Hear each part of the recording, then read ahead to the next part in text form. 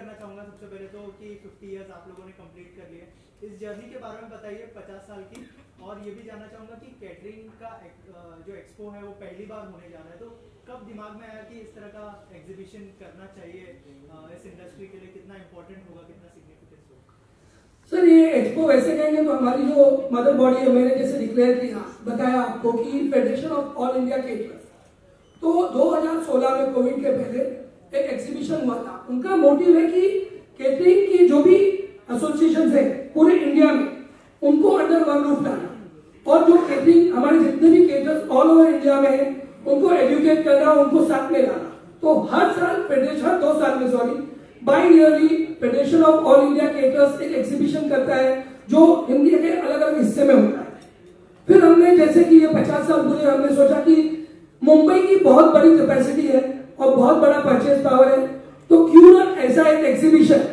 तो ये आइडिया वहां से आई थी, जिसके ऊपर थॉट प्रोसेस किया हमारे प्रेसिडेंट साहब, हमारे पूरे कमेटी मेंबर्स ने सोचा, फिर हमारे मेंबर्स को एजीएम में हमने ये बात रखी, तो सारे मेंबर्स ने फुल हार्टेडली कहा कि नहीं हमें ये करना चाहिए।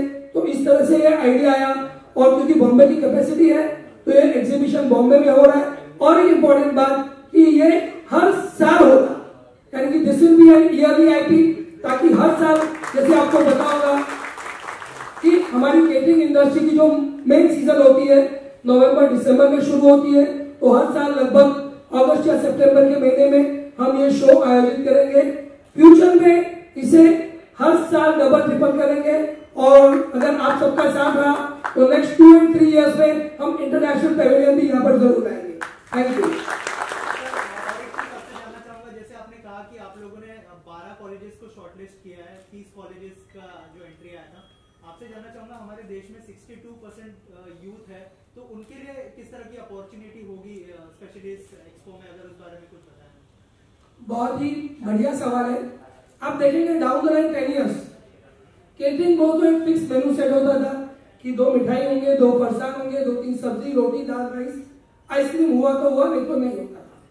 पिछले 10 साल में इस इंडस्ट्री में एक कहते हैं जितना 70 साल में बदलाव नहीं आया उतना हर साल आया। आप देखेंगे प्रेजेंटेशन, जिस तरह से मेनू प्रेजेंट करते हैं, आप जिस तरह से डिस्प्ले करते हैं, जिस तरह से मेनू डिजाइन करते हैं, नई नई चीजें, फ्यूजन फूड, इंटरनेशनल क्यूजिन, और उसके साथ में सब कुछ बहुत तेजी से बढ़ रहा है। तो इस इंडस्ट्री की डिमांड भी बहुत ज्यादा है। अगर आप आंकड़े देखेंगे तो 5-10 साल पहले जितने लोग आते थे इस इंडस्ट्री में, बच्चे, यूथ आते थे, आज उससे मिनिमम 50 टाइम्स ज्यादा यूथ आ रहे। आज इवेंट इंडस्ट्री वो एग्जिस्ट नहीं करती थी 10 साल पहले, आज बच्चे देखो बहुत शौक से। तो इवेंट इंडस्ट्री की पैदावार ही केटरिंग से हुई है। सबसे पहले हमारे यहाँ पे पंगत में बैठ के खाना खिलाते थे, भोजन जरूर होता था, फिर उसमें एड हुआ डेकोरेशन, फिर थोड़ी बहुत एंट्रीज, फिर ढोल, साफा, शहनाई, और फिर इवेंट। तो ये कितना भी आगे बढ़ जाए, food will be an integral part. तो आप फूड को तो निकाल ही नहीं सकते हो। और ये एक इंडस्ट्री ऐसी है, हमारे योगेश भाई कहते हैं कि जो जन्म से पहले और मृत्यु के बाद तक, यानी कि बेबी शावर में शुरुआत होती है और मृत्यु के बाद 13-14 होता है, उसमें भी इस इंडस्ट्री की जरूरत पड़ती ही पड़ती है। तो जैसे आपने कहा कि डे बाय डे आप आज देख लीजिए, टेलीविजन पे पहले कभी नहीं आते थे, इतने सारे शोज आते हैं, मास्टर शेफ हो गए, बाकी सारे भी बहुत सारे शो आते हैं, उन्होंने बहुत कॉन्ट्रीब्यूट किया है। आजकल लोग घर पे भी बहुत सारी कुकिंग करते हैं, और जो मेन्यू का स्प्रेड है, प्लस सिर्फ मेन्यू ही नहीं, प्रेजेंटेशन, यूनिफॉर्म, किस तरह से आप खुद को प्रेजेंट करते हैं, वो सब बहुत कुछ बदल गया है। तो इसलिए इस इंडस्ट्री में ये ग्रोथ डे बाय डे बहुत ज्यादा बढ़ रही है। Thank you sir. क्योंकि ये आपका फर्स्ट ईयर है, तो कितने फुटफॉल्स एक्सपेक्ट कर रहे हो, वहां पर कितने लोग पहुंचेंगे जिससे कनेक्शन बनेगा? आई एम श्योर, क्या कहना चाहेंगे सर? सी अगेन मैं कहूंगा कि टेक्निकली फर्स्ट है, बट वैसे इसके पहले 4 शो एफआईसी की बॉडी में कर चुके हैं। ये हमारा जो शो है प्योरली B2B, यानी कि एक नॉर्मल एग्जीबिशन में अगर 1 लाख विजिटर्स आते हैं तो हमारे 500 विजिटर्स भी उससे ज्यादा है। क्योंकि एक बड़े केटर्स की कैपेसिटी तो छोड़ दीजिए, हम एवरेज छोटे केटर्स की परचेस कैपेसिटी ईयरली देखें तो कम से कम 10 लाख से 25 लाख 50 लाख तक होती है। यानी कि जो भी वहां पे आएंगे जेन्युइन बायर्स होंगे। तो footfall we are expecting anywhere between 10 to 15,000। और जैसे कि हार ने हमें कमिट किया है होटल एंड रेस्टोरेंट एसोसिएशन, अगर उनका भी टर्नआउट होता है तो it can double and triple. Sir जैसे आपने कहा कि कैटरिंग और डेकोर इंडस्ट्री जो बेबी शावर से लेकर मरने तक काम आती है, तो आपसे जानना चाहूंगा कि ये जो इंडिया की इकोनॉमी है उसमें कैसे कंट्रीब्यूट करता है, अगर उस बारे में कुछ बताएं। देखिए ये हर कोई जानता है कि इसका कंट्रीब्यूशन ऑन पेपर शायद उतना नहीं होगा, वैसे बहुत बड़ा है। और इसी बात को ध्यान में रखकर आज से कुछ साल पहले जीएसटी इसमें 18% थी, पीयूष गोयल से हम मिले थे और उन्होंने इसको 5% किया, क्योंकि केटरिंग ये लग्जरी है कुछ लोगों के लिए, बहुत कम लोग हैं जिनके लिए लग्जरी है, बाकी लोगों के लिए जरूरत है जो मिडिल क्लास है।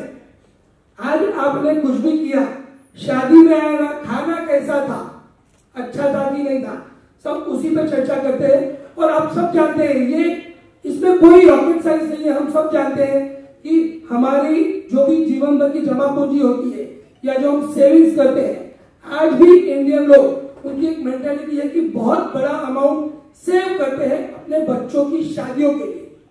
तो ये मुझे फिगर कहने की जरूरत नहीं है, लगभग हर आदमी छोटा हो तो वो, बड़ा हो तो बड़ा, अपने साथ लगभग 10 से 20 साल की कमाई जो भी इनकम होते हैं वो एक शादी पे खर्च करते हैं। और इस इंडस्ट्री से इनडायरेक्टली 100 से ज्यादा इंडस्ट्री जुड़ी हुई है। उसमें होटल बोल लीजिए, ट्रांसपोर्ट पर बोल लीजिए, फोटोग्राफर बोल लीजिए, और डायरेक्टली भी बहुत ज्यादा इंडस्ट्री जुड़ी हुई है, जिससे हम कभी और चर्चा करेंगे। और ये आप कह सकते हैं कि इंडियन इकोनॉमी का बैकबोन है। लोग खुद के लिए डेली बेसिस पे कपड़े ले नहीं ले, घर पे सारा खाना खाएंगे, लेकिन शादी में मिठाई जरूर रखेंगे। अब बताइए हम घर पे कितने दिन साल में मिठाई बनाते हैं, लेकिन शादी में जरूर रखते हैं, आइसक्रीम रखते हैं। तो शादी आज भी हिंदुस्तान में लोगों के लिए एक कहते हैं ना कि एक प्राउड करने का विषय है। और लोग आज भी 75% लोग लोन लेकर भी शादी में खर्च करते हैं। तो इसे हम किसी भी तरह आंकड़ों में नहीं बता सकते। इतना जरूर है कि हिंदुस्तान के हर एक आदमी के लिए शादी अपने जीवन का, अपने बच्चों की शादी लाइफ का सबसे इंपॉर्टेंट मोमेंट होता है। सर केटरिंग जो इंडस्ट्री है कोविड में काफी इम्पैक्ट इसे भी आया था। मेरा ये मानना है कि ये आपका जो एक्सपो है उससे कितना मदद मिलेगी, क्योंकि काफी हद तक काफी बिजनेस ठप हुए हैं अलग अलग सेक्टर्स में। तो आपका बिजनेस कैसा था कोविड में, उसके बाद किस तरह से अभी चेंज हुआ और एक्सपो से कितनी मदद मिलेगी? कोविड की बात आई तो मैं एक बात कहना चाहूंगा इस इंडस्ट्री के बारे में। जब कोविड आया था तो सबसे पहले जो प्रॉब्लम आई थी वो थी माइग्रेशन की। सब कुछ बंद हो चुका था, जो लोग अपने घर में थे ठीक है, बाकी लोगों को खाना फूड नहीं मिल रहा था। तो पूरे हिंदुस्तान में जो बैकबोन थी इसके लिए सबसे पहले, चाहे किसी ने बनाया हो, चाहे म्युनिसिपैलिटी ने बनाया हो, गवर्नमेंट या किसी संस्था ने, उसमें उसके पीछे हमारे केटरर्स भाइयों का हाथ जरूर था कि उन्होंने ही बल्क खाना बनाकर फूड पैकेट सप्लाई किया था। और जैसे कि आपने कहा था सबसे पहले हमारी इंडस्ट्री बंद हुई थी, कोविड 22 तारीख को आया था, तो हमारी इंडस्ट्री उससे 10 दिन पहले बंद हो चुकी थी और सबसे लास्ट में शुरू हुई। बहुत बड़ा इम्पैक्ट था, लेकिन कहते हैं ना कि जब ऐसा कोई झटका लगता है तो डबल जोश से बढ़ते हैं। और केटरिंग इंडस्ट्री जानी जाती है अपने जिगर के लिए, तो सबने जोश से, डबल जोश से आ गया है और व्यापार भी बहुत अच्छा चल रहा है, नो डाउट। और सभी लोगों ने उससे सीखा है और उसी लिए सब चाहते हैं कि खुद को और ज्यादा अपग्रेड करें। और भले लोग कम हो गए, पहले शादी में जहाँ 2000 होते थे शायद आज 1000 होते हैं, बट खर्च उससे ज्यादा होता है। तो हमारे लिए नई नई चीजें सीखने का ये सही मौका है और इसीलिए इस एग्जीबिशन का इंपॉर्टेंस और ज्यादा बढ़ जाता है। सर और एक चीज जानना चाहूंगा कि क्या होटल इंडस्ट्री को भी जुड़ते हुए देखेंगे इस एक्सपो में, अगर इस बारे में बताएं। बिल्कुल वैलिड सवाल है। आज से कुछ साल पहले 5 स्टार्स में वेडिंग जितनी होती थी, आज उसका रेशियो 300% से ज्यादा बढ़ गया है। आज हर एक 5 स्टार ने एक अपना अलग सेगमेंट बनाया है, वो वेडिंग को टारगेट करते हैं। प्लस होटल्स में जितनी भी मिडिल या उससे बड़ी होटल है, हर एक में कहीं छोटा मोटा बैंक्वेट होता ही है, 25, 50, 100, 200 से लेके 1000, 2000 तक। तो वो सब यानी कि आप कहिए कि हमारी इंडस्ट्री में यहाँ पर एग्जीबिशन में जो भी चीज हम डिस्प्ले करेंगे वो सारी चीजें एक होटेलियर के काम की होगी। आज नॉर्मल होटल भी है तो उनकी कटलरी, क्रॉकरी या फिर और एक वो उनको जरूर काम आती है। और एक चीज आज आप लोगों को शायद न्यूज में या बहुत चीजें देखते हैं यूट्यूब पर, जितने भी आप इनोवेशन देखते हैं फूड में, वो होटल से पहले केटरिंग में आते हैं। कभी आप कोई हाई एंड वेडिंग अटेंड करिएगा तो सबसे पहले केटरिंग में हर इनोवेशन आता है और उसके बाद उसमें जो चीज हिट हो जाती है उसको मेजरली होटल वाले अडॉप्ट करते हैं। तो होटल वाले, आहार और मुंबई की जो दो सबसे बड़े एसोसिएशन है, आहार और होटल एंड रेस्टोरेंट एसोसिएशन, दोनों ऑलरेडी हमारे साथ जुड़े हुए हैं। आप उनके लोगो भी देख सकते हैं हमारे साथ में, सपोर्टेड बाय फुल हार्टेडली, उनका भी सपोर्ट हमारे साथ में है। तो वो ऑलरेडी हमसे जुड़े हुए हैं। सर आखिर में जो लोग देख रहे हैं उनके लिए कोई मैसेज देना चाहेंगे आप? मैसेज यही देना चाहेंगे कि आप लोग प्लीज बड़ी से बड़ी संख्या में आइए, इस शो को सफल बनाइए। पहला साल हम चाहेंगे आपका कंट्रीब्यूशन 200%, उसके बाद से 2 या 3 साल बाद ये एग्जीबिशन आपको बहुत कुछ फायदा देगा, रिटर्न में बहुत कुछ मिलेगा। तो दोस्तों सब लोग आइए, हम मिलते हैं 17, 18 एंड 19 अगस्त को बॉम्बे एग्जीबिशन सेंटर नेस्को गोरेगांव में। कहां पर? Cello presents catering and decor expo 2023 powered by server. Thank you.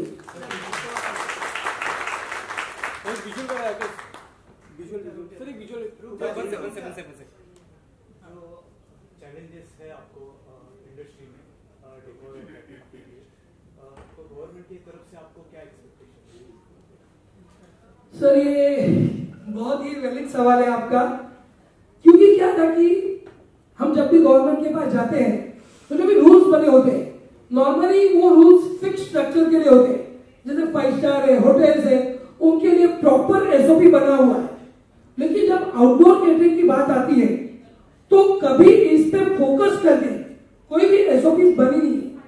लेकिन ये भी मैं कहना चाहूंगी, जब भी हम पिछले 5-7 साल में इसमें काफी अवेयरनेस आई है, कभी फायर का इशू हुआ है या कभी कोई फसाई के या एफडीए के नॉर्म्स आए, तो हमने जब भी गवर्नमेंट को या जो ऑफिशियल्स को हमने अप्रोच किया है तो फुल हार्टेडली उन्होंने हमारी बातें समझी और हमारे लिए काफी कुछ उन्होंने चेंजेस किए हैं और हमें हमेशा सपोर्ट किया, क्योंकि और हमेशा से ऐसी नई नई चीजें और भविष्य फ्यूचर में भी हमें उनका सपोर्ट लगेगा।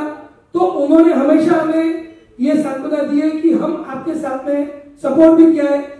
सडनली ये एसओपी नहीं बन सकती है, लेकिन समय के साथ में जैसे जैसे जरूरत होगी ये एसओपी बनती जाएगी और इसकी जरूरत भी है, क्योंकि ये इवेंट्स होते हैं वो फिक्स जगह नहीं होती। हम लोग जब आउटडोर कैटरिंग करते हैं तो एक जगह होती है प्लेन जहां पे सब कुछ हम असेंबल करते हैं, तो उसके लिए अलग एसओपी होनी चाहिए।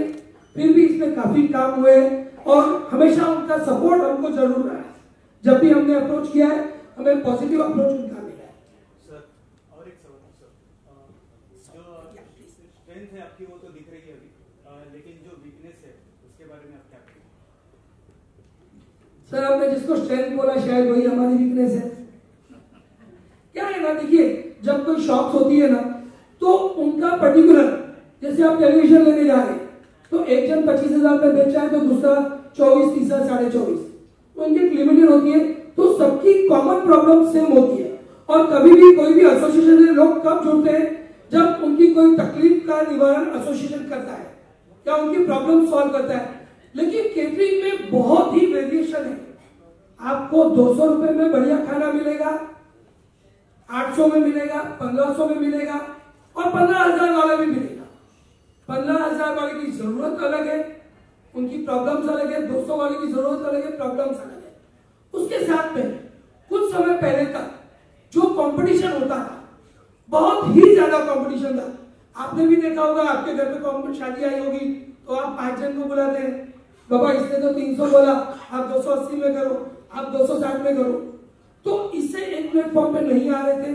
लेकिन जैसे कि ये एग्जीबिशन है और अभी लोग समझ भी रहे पहले हमारे एजीएम में हमारे जो पुराने सदस्य हैं, जो काफी इन्होंने हार्डकोर मेहनत की है लोगों को जोड़ने के लिए, मैं तो अभी अभी जुड़ा हूं, मैं बोल रहा हूं, लेकिन ये जो बातें हैं, ये इनकी दिल की बातें, जो तकलीफ इन्होंने सही है, वो सारी चीजें मैं आपको प्रेजेंट कर रहा हूं।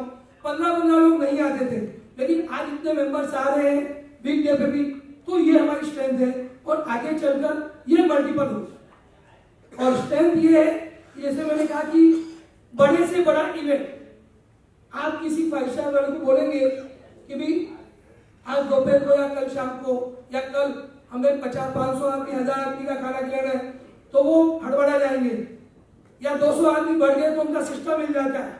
आप केटरर्स के पास आइए, यहाँ पे ऐसे तुर्रम खान बैठे हैं यहाँ पे महारथी, कि आप बोलिए कि कल सुबह हमें 10,000 आदमियों को खाना खिलाएगा, वो बोलेंगे हो जाएगा, दूसरा कुछ नहीं पूछे। तो ये हमारी स्ट्रेंथ है। यस, इंडस्ट्री जो बड़े तौर पे ग्रोथ हो रही है, बहुत से नए यूथ्स है, इमर्जिंग कैटरर्स है, बिजनेसमैन, वो इसमें इन्वॉल्व होते हैं, उनको किस तरह का फायदा हुआ इस एक्सपो से, और आगे एक्सपो के बाद भी क्या उनको कोई सहायता मिल पाएगी? बिल्कुल सहायता मिलेगी। देखिए, एक होता है कि भाई आप मेहनत करते हैं उससे कमाते हैं, वो हमेशा जरूरी रहेगा, बहुत जरूरी रहेगा, वो पहला स्टेप रहेगा। लेकिन उसके बाद क्या, मैं आपको एक सिंपल एग्जांपल देता हूं। आप रोड पर वड़ा पाव खाते हैं, बहुत टेस्टी होता है, सबसे सस्ता होता है। इडली रोड पर खाते हैं, आज अन्ना की इडली सबसे बढ़िया होती है, सबसे सस्ती मिलती है। लेकिन एक लेवल के बाद आप जब रेस्टोरेंट में जाते हैं, टेस्ट वही होता है, रेट बढ़ता है, और ऊपर जाएंगे तो और। तो जब आप अपने आप को अपग्रेड करेंगे, आप खाना वही खिलाएं, आप किस तरह से सर्व कर रहे हैं, आपका स्टाफ कितना एजुकेटेड है, आपका स्टाफ क्या यूनिफॉर्म पहनता है, आप जो फूड प्रेजेंट कर रहे हैं वो किस तरह से प्रेजेंट कर रहे हैं, तो इस सब से आप एडिशनल कमाई कर सकते हैं। सपोज आपकी फूड कॉस्ट 200 रुपए, आप 250 ले पहले आपकी वो कॉस्ट निकल के 50 रुपए। उसके बाद अगर आप 200 रुपए एक्स्ट्रा किसी चीज पर खर्च करते हैं और उसके 250 लेते हैं, तो उन्हीं 200 आदमी को केटर करके आपका प्रॉफिट डबल होता है। तो ये करने के लिए इसमें हमें काफी लोगों से सीखना चाहिए, होटल्स है, 5 स्टार्स है, और अभी ये डे बाय डे अपग्रेड हो गया है, क्योंकि अभी जो यंग जनरेशन, जो यूथ आ रहा है, वो यूट्यूब पर देखकर आता है, वो हमारे पास आता है, वो हमें सिखाता है कि हमें ये चीज चाहिए। पहले हमारे पास जो ओल्डर जनरेशन आती थी, वो बैठते थे, वो बोल देते थे, सुनील भाई हमको ये खाना चाहिए, आपकी मर्जी जो दे देना, हमारे बजट है, योगेश भाई हमको ये बनाना है, आप ही सजेस्ट करो। जो हम सजेस्ट करते थे वो सिलेक्ट कर लेते थे। अब यूथ ऐसा नहीं है, वो आपके साथ बैठेगा, आपके साथ डिस्कस करेगा, इसमें चीज ज्यादा चाहिए, इसमें मुझे ये नहीं चाहिए, इसमें मुझे ये सॉसेज चाहिए, यहां तक उनको नॉलेज है, पता है। तो जब किसी की डिमांड ज्यादा होती है, तो वही हमारी अपॉर्चुनिटी है कि हम वहां से अर्न ज्यादा करें। एक तरीका होता है आप छोड़ दो, जाने दो बाबा, बहुत किट करता है, छोड़ दो, नहीं, किट करने वाला ही आपको पैसा ज्यादा देगा। ये हमारे यूथ की सोच, youth is ready to explore everything. शायद आप किसी पुराने किटर्स को बोलेंगे हमें ऐसा ऐसा करना है, बोलेंगे जाने दो ना बाबा, कौन मेहनत करेगा, वो छोड़ देगा। लेकिन यूथ को आप बोलेंगे, वो आपसे टाइम लेगा, मेहनत करेगा, ढूंढेगा, और आपको नई से नई चीज आके देगा। और ये हमने देखा है, प्रैक्टिकली देखा है कि जो यूथ आ रहा है बहुत, और उसकी वजह से हम भी अपग्रेड हुए हैं। तो यूथ का रोल किसी भी इंडस्ट्री में बहुत ज्यादा होता है, और हमारी इस इंडस्ट्री में और भी ज्यादा है, क्योंकि इसमें इनोवेशन बहुत ज्यादा तेजी से हो रहा है। बाकी इंडस्ट्री में अगर ईयरली आप समझो कि 10% चेंजेस आते हैं, तो इसमें मेरे ख्याल से 50% चेंजेस आ रहे हैं। Thank you. ग्रेजुएशन की बात अभी आ रही है, तो एनवायरनमेंट से कनेक्ट करके कि पोल्यूशन फ्री डेकोर कब आएगा? पॉल्यूशन फ्री डेकोर ऑलमोस्ट काफी आ चुका है। कुछ चीजें हैं, जैसे कि मैंने कहा जब इस पे एसओपी बन जाएगी, डेकोर में मेरे ख्याल से शायद अभी कोई पॉल्यूशन ऐसा है नहीं। फायर क्रैकर्स जैसे आप हाँ नहीं, अभी इसमें जैसे गवर्नमेंट ने काफी रूल्स लाए हैं। अभी आपको मैं फॉर एग्जांपल बताऊंगा, ये यहाँ पर जो लगाया है हमारे खानेकर जी ने, ये कपड़ा लगाया है। तो पहले प्लास्टिक लगता था, ये कपड़ा लगा है।